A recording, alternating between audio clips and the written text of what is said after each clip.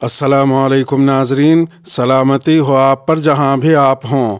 Calendar پر آج دن میں تاریخ رہی 9 جمادی الاولیٰ، انگریزی تاریخ 14 دسمبر ہے۔ اپنے میزبان راہی حجازی سے عالمی خبریں سنیے۔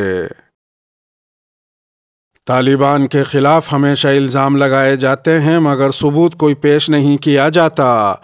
افغانستان میں اگست کے وسط میں اقتدار میں آنے والے طالبان کے مقرر کردہ عبوری وزیر خارجہ ملا امیر خان متقی کا کہنا ہے کہ افغانستان کے نئے حکمران اصولی طور پر لڑکیوں کی تعلیم اور خواتین کی ملازمت کے حامی ہیں۔ ملا امیر خان متقی نے خبر رسائی ادارے ایسوسیٹڈ پریس کو ایک انٹرویو میں بتایا کہ طالبان دنیا کے تمام ممالک سے مدد کی اپیل کرتے ہیں کہ وہ پریشان حال لاکھوں افغان عوام کی مدد کریں۔ یہ بات کسی کے مفاد میں نہیں ہوگی کہ افغانستان کی حکومت کمزور ہو۔ انہوں نے یہ بات تسلیم کی کہ دنیا اس بات پر مایوس ہے کہ لڑکیوں کی تعلیم اور خواتین کو کام کرنے کے حوالے سے رکاوٹیں درپیش ہیں۔ انہوں نے کہا کہ اس ضمن میں طالبان صورتحال کو بہتر کرنے کی کوشش کر رہے ہیں۔ طالبان کے اہم رہنماؤں میں شمار ہونے والے ملا امیر خان متقی کا کہنا ہے کہ اسلامی قوانین کے مطابق خواتین کے لیے تعلیم اور ملازمت کے لیے علیحدہ مقامات اور ماحول کا بندوبست کرنا ہوگا، جس کے لیے انہیں وقت درکار ہے۔ طالبان کی حکومت کی پالیسی کے حوالے سے ان کا کہنا تھا کہ ان کی حکومت خواہاں ہے کہ تمام ممالک کے ساتھ اچھے تعلقات استوار ہوں۔ امریکہ کے ساتھ بھی کوئی تنازع نہیں ہے۔ انہوں نے امریکہ اور دیگر ممالک پر زور دیا کہ 15 اگست کے بعد منجمد کیے گئے افغانستان کے لگ بھگ $10 ارب جاری کیے جائیں۔ دارالحکومت کابل کے مرکزی علاقے میں واقع وزارت خارجہ کی عمارت میں اے پی کو دیے گئے انٹرویو میں پشتو زبان میں بات کرتے ہوئے ملا امیر خان متقی کا کہنا تھا کہ افغانستان پر پابندیوں کا کوئی فائدہ نہیں ہوگا۔ انہوں نے ایک بار پھر واضح کیا کہ افغانستان کو غیر مستحکم کرنے یا افغان حکومت کو کمزور کرنے کا کسی کو کوئی فائدہ نہیں ہوگا۔ وہ کہتے ہیں کہ انتظامی امور، سیاسی معاملات اور دیگر ممالک سے تعلقات میں سفارتکاری اور روابط استوار کرنے کے اعتبار سے طالبان نے پیش رفت کی ہے۔ انٹرویو میں انہوں نے مزید کہا کہ افغانستان کی نئی حکومت میں 34 صوبوں میں سے 10 صوبوں میں 12ویں جماعت تک کی لڑکیاں اسکول جا رہی ہیں، جبکہ نجی اسکول اور جامعات کسی رکاوٹ کے بغیر کام کر رہی ہیں۔ انہوں نے واضح کیا کہ شعبہ صحت میں 100% خواتین جو پہلے بھی کام کیا کرتی تھی اب بھی کام پر جاتی ہیں۔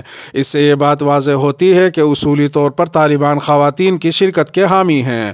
ملا امیر خان متقی نے کہا کہ طالبان نے اپنے مخالفین کو ہدف نہیں بنایا، اس کے برعکس طالبان نے اقتدار میں آتے ہی عام معافی کا اعلان کیا اور مخالفین سمیت سب کو تحفظ کا یقین دلایا۔ انہوں نے کہا کہ گزشتہ حکومت سے تعلق رکھنے والے رہنما کابل میں بغیر کسی خوف کے رہتے ہیں، جبکہ بیشتر ملک سے فرار ہو چکے ہیں۔ طالبان کے مقرر کردہ عبوری وزیر خارجہ ملا امیر خان متقی نے یہ بھی کہا کہ 2001 میں امریکہ کی قیادت میں اتحاد نے طالبان کی حکومت کو ہٹا کر بڑے پیمانے پر طالبان کے خلاف انتقامی کارروائیاں کی تھیں۔ اس وقت سینکڑوں لوگ لاپتہ کیے گئے تھے یا ان کو قتل کر دیا گیا تھا۔ ملا امیر خان متقی نے زور دے کر کہا کہ رواں برس اگست کے وسط میں خوف کی وجہ سے نہیں بلکہ غربت سے نکلنے کی خواہش اور بہتر زندگی کے خواب نے ہزاروں افغان شہریوں کو کابل کے ہوائی اڈے کی جانب بھاگنے پر مجبور کیا تھا۔ ان کا مزید کہنا تھا کہ طالبان نے اگست میں افغانستان کا کنٹرول سنبھالنے کے بعد اولین مہینوں میں کچھ غلطیاں کی۔ ہم ایسی اصلاحات پر کام جاری رکھیں گے جس سے قوم کا فائدہ ہو۔ ملا امیر خان متقی نے مشرق وسطیٰ میں امریکہ کی فوج کی چوٹی کے سربراہ جنرل فرینک میکنزی کی جانب سے گزشتہ ہفتے ظاہر کیے گئے ان خدشات کو مسترد کر دیا، جس میں انہوں نے کہا تھا کہ القاعدہ افغانستان میں مضبوط ہو رہی ہے۔ طالبان رہنما ملا امیر خان متقی کا کہنا تھا کہ امارت اسلامی افغانستان کے خلاف ہمیشہ الزامات لگائے جاتے ہیں مگر ان الزامات کا کوئی ثبوت پیش نہیں کیا جاتا۔ یہ الزامات بھی بے بنیاد ہیں۔ کابل ڈرون حملہ، کسی امریکی فوجی کے خلاف تادیبی کارروائی نہیں ہوگی۔ امریکی محکمہ دفاع پینٹاگون کے حکام نے کہا ہے کہ رواں برس 29 اگست کو افغانستان کے دارالحکومت کابل میں ہونے والے ڈرون حملے میں ملوث کسی امریکی فوجی کو تادیبی کارروائی کا سامنا نہیں کرنا پڑے گا، جس کے نتیجے میں بچوں سمیت 10 افراد ہلاک ہو گئے تھے۔ خبر رسائی ادارے AFP کے مطابق پینٹاگون کے ترجمان جان کربی نے پیر کو کہا کہ سیکریٹری دفاع لوئڈ آسٹن نے اعلیٰ جرنیلوں کو حملے کی رپورٹ کا جائزہ لینے کا کہا تھا، جنہوں نے جائزے کے بعد حملے میں ملوث فوجیوں کے خلاف جواب دہی کی کوئی سفارش پیش نہیں کی۔ جان کربی نے ایک پریس بریفنگ میں بتایا کہ سیکریٹری دفاع لوئڈ آسٹن نے ان سفارشات کو منظور کر لیا ہے اور وہ مزید احتسابی اقدامات کا مطالبہ نہیں کر رہے ہیں۔ جان کربی نے مزید کہا کہ ذاتی احتساب کے لیے یہ کیس اتنا مضبوط نہیں تھا۔ دوسری جانب امدادی تنظیم نیوٹریشن اینڈ ایجوکیشنل انٹرنیشنل، جس کے لیے حملے میں ہلاک ہونے والے ضمیری کام کیا کرتے تھے، اس تنظیم کے بانی نے اس فیصلے کو چونکا دینے والا قرار دیا ہے۔ انہوں نے کہا کہ ہماری فوج کیسے غلط طریقے سے 10 قیمتی افغان لوگوں کی جان لے سکتی ہے اور کسی کو بھی جواب دہ نہیں ٹھہرا سکتی۔ انہوں نے مزید کہا جب پینٹاگون خود کو احتساب سے بری کر دیتا ہے تو اس سے خطرناک اور گمراہ کن پیغام جاتا ہے کہ اس کے اقدامات کسی نہ کسی طرح جائز تھے۔ افغانستان پر بروقت توجہ نہ دی گئی تو بڑا انسانی المیہ جنم لے سکتا ہے۔ پاکستان کے وزیر خارجہ شاہ محمود قریشی نے ایک بار پھر عالمی برادری کی توجہ افغانستان کی جانب مبذول کراتے ہوئے کہا ہے کہ بروقت توجہ نہ دی گئی تو افغانستان میں بڑا انسانی بحران جنم لے سکتا ہے۔ وزیر خارجہ شاہ محمود قریشی کا مارگلہ ڈائیلاگ فورم سے خطاب کرتے ہوئے کہنا تھا کہ افغانستان غذائی قلت کا شکار ہو سکتا ہے۔ افغانستان پر توجہ نہ دی گئی تو المیہ جنم لے سکتا ہے۔ انہوں نے کہا کہ اسلامی ملکوں کی تنظیم OIC انسانی بحران پر قابو پانے کے لیے افغان بھائیوں کی مدد کر سکتی ہے۔ واضح رہے کہ OIC وزرائے خارجہ کونسل کا اجلاس اتوار کو اسلام آباد میں ہوگا۔ وزیر خارجہ شاہ محمود قریشی کا یہ بھی کہنا تھا کہ پاکستان دنیا کی 5ویں بڑی آبادی ہے اور چین کے ساتھ پاکستان کے تعلقات انتہائی مضبوط ہیں۔ کورونا کے باوجود برطانیہ کو پاکستان سے برآمدات 80% بڑھی۔ پاکستان میں رواں سال $30 کروڑ کی سرمایہ کاری ہوئی۔ امریکہ کے ساتھ تعلقات کے حوالے سے بات کرتے ہوئے شاہ محمود قریشی کا کہنا تھا کہ پاکستان امریکہ کے ساتھ تعلقات کو قدر کی نگاہ سے دیکھتا ہے۔ اگلی خبر شروع کرنے سے پہلے چینل کے ناظرین کے علم میں یہ بات لاتا چلوں کہ چینل پر آج صبح ایک ویڈیو اپلوڈ کی گئی ہے جس میں تبلیغی جماعت پر پابندی کے تناظر میں سعودی عرب کے تعلق سے مولانا علی میاں ندوی رحمہ اللہ کی پیش گوئی، سعودی عرب کی تاریخ، ماضی اور حال پر ایک نظر اور علماء و دانشوران کے لیے مستقبل کا لائحہ عمل کیا ہو، ان سب تفصیلات پر اس ویڈیو میں روشنی ڈالی گئی ہے۔ اس کا لنک ڈسکرپشن میں موجود ہے۔ اگر ابھی تک آپ کی نظر سے یہ ویڈیو نہ گزری ہو تو ضرور ملاحظہ فرمائیے گا۔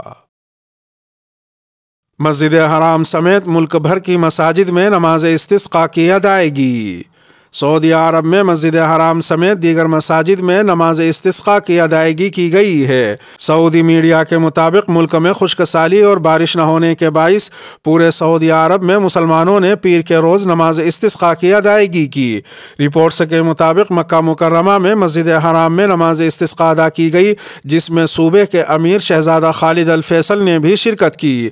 اس کے علاوہ مدینہ منورہ میں مسجد نبوی میں نماز استسقاء ادا کی گئی، جس میں شہزادہ فیصل ابن سلمان سمیت دیگر معززین نے شرکت کی۔ رپورٹس کے مطابق اس کے علاوہ ملک کے دیگر حصوں میں بھی نماز استسقاء ادا کی گئیں، جن میں گورنرز، حکام اور شہریوں نے شرکت کی۔ واضح رہے کہ خشک سالی اور بارش نہ ہونے کے باعث نماز استسقاء ادا کی جاتی ہے تاکہ اللہ تعالیٰ سے عاجزی و انکساری سے گڑگڑاتے ہوئے بارش طلب کی جائے۔ اسرائیلی وزیر اعظم کا متحدہ عرب امارات کا تاریخی دورہ، محمد ابن زائد سے ملاقات۔ اسرائیلی وزیر اعظم نفتالی بینٹ نے متحدہ عرب امارات کے تاریخی دورے کے موقع پر ابوظبی کے ولی عہد شیخ محمد ابن زائد آل نہیان سے ملاقات کی ہے اور ان سے دونوں ملکوں کے درمیان دو طرفہ تعلقات کے فروغ اور باہمی دلچسپی کے علاقائی امور پر تبادلہ خیال کیا ہے۔ اسرائیلی حکام کے مطابق اتوار کو رات گئے وزیر اعظم نفتالی بینٹ اماراتی دارالحکومت پہنچے تھے اور انہوں نے شیخ محمد ابن زائد سے ان کے ذاتی محل میں ملاقات کی۔ دونوں ملکوں کے درمیان گزشتہ سال اگست میں دو طرفہ سفارتی تعلقات استوار ہونے کے بعد کسی اسرائیلی وزیر اعظم کا UAE کا یہ پہلا سرکاری دورہ ہے۔ نفتالی بینٹ کا کہنا تھا کہ متحدہ عرب امارات کی طرح اسرائیل بھی تجارت کا علاقائی مرکز ہے۔ ہمارا تعاون نہ صرف ہمارے لیے بلکہ مزید ممالک کے لیے بھی بے مثال معاشی مواقع فراہم کرتا ہے۔ اسرائیلی حکام نے بتایا کہ نفتالی بینٹ اپنے مختصر دورے میں متحدہ عرب امارات کے ٹیکنالوجی اور ٹرانسپورٹ کے وزراء سے بھی ملاقات کرنے والے تھے۔ واضح رہے کہ اسرائیل کے وزیر خارجہ نے جون میں متحدہ عرب امارات کا ایک تاریخی دورہ کیا تھا۔ اس موقع پر اسرائیل نے ابوظبی میں اپنا سفارت خانہ اور دبئی میں قونصل خانہ کھولا تھا، جس کے جواب میں متحدہ عرب امارات نے بھی جولائی میں تل ابیب میں اپنا سفارت خانہ کھول ڈالا تھا۔ انڈونیشیا میں 7.3 کی شدت کا زلزلہ، لیکن سونامی کی وارننگ واپس۔ بحر الکاہل میں سونامی کی وارننگ سے متعلق مرکز نے بحیرہ فلوریس میں شدید زلزلے کے جھٹکوں کے بعد خطرناک لہروں کے لیے متنبع کیا تھا، لیکن بعد میں اس وارننگ کو واپس لے لیا گیا۔ بحر الکاہل کے سونامی وارننگ سینٹر نے بحیرہ فلوریس کے پاس واقع انڈونیشیا کے شہر مومیرے کے شمال میں تقریباً 100 کلومیٹر کے فاصلے پر 7.3 کی شدت کے زلزلے کے بعد خطرناک قسم کی سمندری لہروں سے متعلق خبردار کیا تھا، جسے بعد میں واپس لے لیا گیا۔ امریکی جیولوجیکل سروے کے مطابق یہ طاقتور زلزلہ مقامی وقت کے مطابق دوپہر 12:20 پر بحیرہ فلوریس کے اندر 18.5 کلومیٹر یعنی تقریباً 11 میل کی گہرائی میں درج کیا گیا۔ اس زلزلے کی شدت کے پیش نظر بحر الکاہل کے سونامی وارننگ سینٹر نے اعلان کیا کہ زلزلے کے مرکز سے 1000 کلومیٹر کے اندر واقع ساحلوں پر خطرناک قسم کی سمندری لہروں کا خدشہ ہے، تاہم بعد میں ممکنہ سونامی سے متعلق اس تنبیہ کو واپس لے لیا گیا۔ اس کے ساتھ ہی خبروں کا اختتام ہوا۔ ویڈیو کو آخر تک ملاحظہ فرمانے پر شکریہ۔ اپنے میزبان راہی حجازی کو اب دیجیے اجازت۔ سلامتی ہو آپ پر جہاں بھی آپ ہوں۔